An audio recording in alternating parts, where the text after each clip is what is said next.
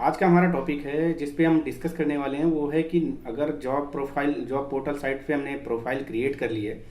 और क्रिएट करने के बाद जब हमसे जॉब जॉब रिक्रूटर वो आइदर कंपनी का पर्सन हो या भी जॉब कंसल्टेंसी के पर्सन है, अगर वो जॉब सर्च करते कैंडिडेट सर्च करते करते अगर आपकी प्रोफाइल उसको मिलती है और वो मैच कर रही होती है लगभग लगभग उसकी रिक्रूटिंग या जॉब डिस्क्रिप्शन जो भी जेडीज उसकी हैं उसके हिसाब से मैच कर रही होती हैं, तो फिर वो किस तरह से आपसे कांटेक्ट करेगा और आपको क्या क्या चीज़ों के बारे में बताएगा और क्या क्या आप उसके बारे में डिस्कशन कर सकते हैं। तो उसके में से सबसे जैसे ही आपका की स्किल के बेस पे, एक्सपीरियंस के बेस पे, एजुकेशन के बेस पे या कोई स्पेसिफिक इंडस्ट्री के बेस पे, अगर जब भी या फिर आपकी डेजिग्नेशन के बेस पे जब भी रिक्रूटर वो आइदर कंपनी का बैठ कोई बंदा हो एचआर टीम का या फिर जॉब कंसल्टेंसी का बंदा हो की तरफ से हो, थर्ड पार्टी जिसे बोलते हैं, अगर वो लोग आपकी प्रोफाइल को सर्च करते हुए उनके जॉब डिस्क्रिप्शन के हिसाब से, इनके रिक्वायरमेंट के हिसाब से मैच कर रही होती है, तो जब वो आपकी प्रोफाइल को आते हैं, विजिट करते हैं, आपकी सीवी चेक करते हैं, आपके कॉन्टेक्ट नंबर चेक करते हैं और वो मैच कराते हैं अपने जॉब डिस्क्रिप्शन के साथ। जैसे ही मैच करते हैं तो सबसे पहले वो आपको और फ़ोन के थ्रू आपके कॉल करके आपसे कांटेक्ट करने की कोशिश करते हैं और कांटेक्ट करने के बाद आपसे कांटेक्ट करते हैं तो सबसे पहला क्वेश्चन उनके बारे में अपना इंट्रोडक्शन देने के साथ साथ सबसे पहला क्वेश्चन यही होता है कि क्या आप जॉब चेंज करना चाहते हैं। तो बहुत सारे लोग यहीं पे कंफ्यूज हो जाते हैं या थोड़ा सा जो जॉब एक्टिवली नहीं सर्च कर रहे होते हैं, तो प्रोफाइल तो क्रिएट करके रखते हैं बट वो लोग ये नहीं सर्च करते हैं, ये कंफ्यूज रहते हैं कि हाँ बोलूँ ना बोलूँ। तो मैं तो मेरे एक्सपीरियंस के हिसाब से मैं यही बोलूँगा कि अगर आपके जोन में, आपके आसपास या कहीं पे भी वो है तो हमेशा हाँ बोलिए और अपनी उनको इंटरव्यू ज़रूर दीजिए। मैं क्यों बोल रहा हूँ, सबसे पहली भी चीज़ होती है कि जब आप इंटरव्यू देते हैं तो एक तो आपको डिफरेंट जगहों पे और डिफरेंट कंपनीज़ में डिफरेंट कंपनीज़ के लोगों के साथ जब बैठते हैं, इंटरव्यू देते हैं, तो आपको अपने बारे में आइडिया होता है कि आपको कहाँ कहाँ आपको कितनी नॉलेज है, क्या क्या चीज़ें अभी बाहर चल रही हैं, इंडस्ट्री में डिमांडिंग है और क्या क्या चीज़ें आपको चेंज करने की ज़रूरत है, सीखने की ज़रूरत है या आपको क्या क्या आता है। पहली चीज़ तो ये हो जाती है। दूसरी चीज़ क्या होती है, कई बार हम नहीं भी चाह रहे होते हैं बट इंटरव्यू देते हैं और वहाँ कई बार हमें बहुत अच्छा ऑफर सामने की तरफ से ऑफर हो जाता है क्योंकि कई बार कंपनीज़ की बहुत ज़्यादा रिक्वायरमेंट होती है, डिमांड होती है, वो परेशान होते हैं, बंदा सर्च कर रहे होते हैं, उनको नहीं मिल रहा होता, तो वहाँ पर कई बार कैंडिडेट का बहुत अच्छा फ़ायदा होता है। मैंने बहुत सारे लोगों को देखा जो 40%, 50%, 60, 70%, इवन दो 100% तक उनको डबल हो जाती सैलरी या डेजिग्नेशन, ये चीज़ें बढ़ जाती हैं। तो ये फ़ायदे होते हैं। सेकंड थिंग मैंने बताया जैसा कि आपको एक्सपीरियंस मिलता है कि बहुत सारा।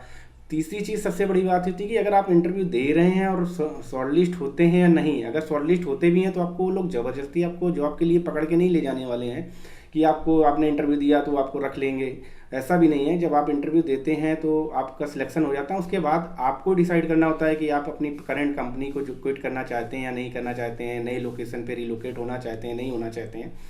तो ये आप पे डिपेंड करता है, तो वो भी एक फैक्टर आप पे ही आता है, तो इसमें कोई भी ज़बरदस्ती वाली बात नहीं है। तो मैं यही कहूँगी कि हमेशा आप इंटरव्यूज़ दीजिए दीजिए। कभी भी अगर आपको लगता है, कॉल आती है, तो आप हमेशा हाँ बोलिए कि हाँ ठीक है, मैं एग्री हूँ और एक्टिवली सर्च कर रहा हूँ और मैं रिलोकेट करने के लिए आया। तो आप प्लानिंग टाइम करके वहाँ पर उस तरह से इंटरव्यू कंडक्ट करवा सकते हैं या उनके हिसाब से डिसाइड कर सकते हैं। तो ये तो आपके लिए था। अब आ जाते हैं हम लोग उस टॉपिक पे कि जब आपसे जॉब रिक्रूटर सर आता है, आपसे कांटेक्ट करता है, तो आपसे पूछता है कि आप क्या जॉब के लिए सर्च कर रहे हैं, आप चेंज करना चाहते हैं। तो ऑब्वियस सी बात, अगर आप हाँ बोलते हैं तो उसके बाद वो अपने जो भी जॉब डिस्क्रिप्शन होता है, ऑर्गेनाइजेशन होता है, और उसके बारे में आपको डिटेल थोड़ा सा बताता है। अगर नहीं बताता है तो आप उससे ज़रूर जान लीजिए, पूछ लीजिए कि किस तरह की जॉब है, क्या डिजिग्नेशन है, ऑर्गेनाइजेशन का नेम क्या है, उसका प्रोफाइल क्या है। बाकी चीज़ें जैसे बताते तो आप उसकी वेबसाइट पे जाके चेक कर सकते हैं, उसकी कंपनी के बारे में आप गूगल कर सकते हैं उसके बारे में और सारी चीज़ें। अगर आपके जोन में कोई एम्प्लॉई या दोस्त या फ्रेंड या उनके बारे में जानते हैं तो उनसे डिस्कस करते हैं, उस कंपनी के बारे में जान सकते हैं, वो कुछ उसके बारे में क्या बनाती है, क्या क्या है, तो इस तरह से जान सकते हैं। तो यहाँ तक होने के बाद अभी रिक्रूटर आपसे कांटेक्ट करता है, कांटेक्ट करने के बाद आपसे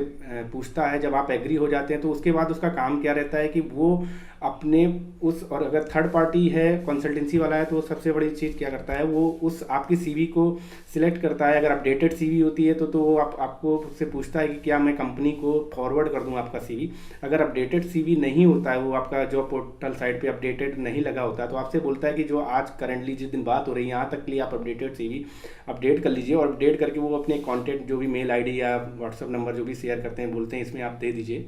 तो वहाँ पे उनको आप शेयर कर सकते हैं। उसके बाद वो क्या करते हैं, कंपनी को और जिस भी एचआर डिपार्टमेंट को वहाँ पे वो फॉरवर्ड कर देते हैं।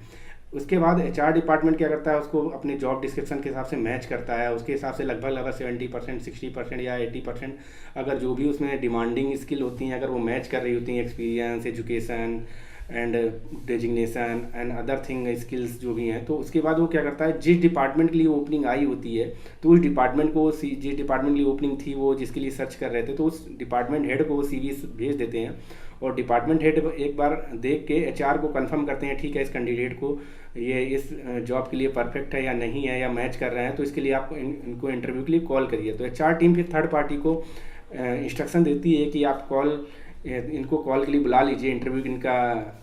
बुला लीजिए और इनके हिसाब से डेट फाइनल कर दीजिए, किस डेट को ये आना चाहते हैं, किस टाइम पे आना चाहते हैं। तो उसके बाद आपसे रिक्रूटर कांटेक्ट करता है, वो थर्ड पार्टी वाला, कंसल्टेंसी वाला, कि आपका सीवी शॉर्टलिस्ट हो गया है और वो मैच कर गया है कंपनी में और वहाँ पर अभी आपसे इंटरव्यू के लिए बुलाया जा रहा है, तो आप कब आ सकते हैं इंटरव्यू देने।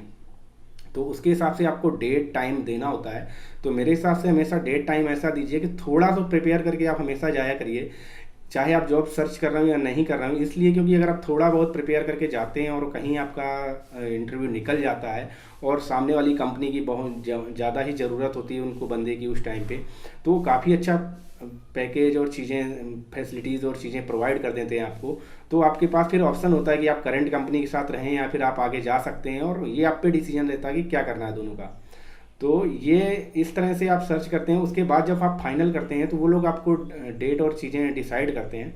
डिसाइड करने के बाद आपको बुलाते हैं, तो उस हिसाब से आपको वहाँ पर जाना होता है। तो उससे जाने से पहले आप ये ज़रूर उनसे क्लियर कर लीजिए, कंसल्टेंसीज वाले अगर हैं या फिर डायरेक्ट एचआर टीम आपसे डायरेक्ट बात कर रही है तो उनसे भी बात कर लीजिए कि अगर आपसे घर के पास से जहाँ भी आप जॉब कर रहे हैं वहाँ से अगर आप बहुत ज़्यादा दूर जाना है, मान लीजिए 100 किलोमीटर, 200 किलोमीटर या 300 किलोमीटर या 50 किलोमीटर, तो उनसे क्लियर करके पहले से ही जाइए कि